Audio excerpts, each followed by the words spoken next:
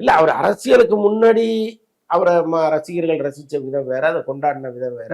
ஒரு food stop வச்சா கூட அதை வந்து பிரமாதமா சொன்ன இதே ஏரியாவில் இன்னைக்கு அவர் என்ன பண்ணாலும் தப்பு தப்பு, நல்லா இல்லை நல்லா இல்லைன்னு சொல்லும் பொழுது அப்ப அதுக்கு பின்னணியில ஏதோ நடக்குதோன்னு தோணுது. அதாவது அந்த பாடலை வந்து நீங்க தனியா ஃபர்ஸ்ட் டைம் கேட்கும்போது கொஞ்சம் டிஸ்டர்பன்ஸா இருந்துச்சு, இன்னும் பெட்டரா இருந்திருக்கலாமோ அப்படிங்கிறதுல மாற்று கருத்து இல்லை. ஆனால் திரும்ப திரும்ப கேட்கும்போது அது ஒரு நல்ல பாடலா தான் இருந்துச்சு. எனக்கு என்ன இதுல தோணுது அப்படின்னா, இதன் பின்னால் ஒரு அரசியல் இருக்குமோ அப்படின்னு தோணுது. எப்பவுமே இந்த அரசியல் கட்சியில் ஒரு ஐடி இங்கு வச்சிருக்காங்க. திமுக, அண்ணா திமுக, இன்னும் பல கட்சிகள் இங்க வச்சிருக்காங்க. நாளைக்கு விஜயினுடைய வரவுங்கிறது எப்பவுமே ஒரு ஆபத்தான ஒரு சூழ்நிலை கொண்டு விட்டுருவாங்க.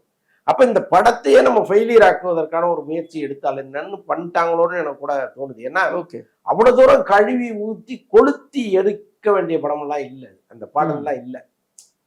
ஓரளவுக்கு நல்ல பாடலா தான் இருக்கு.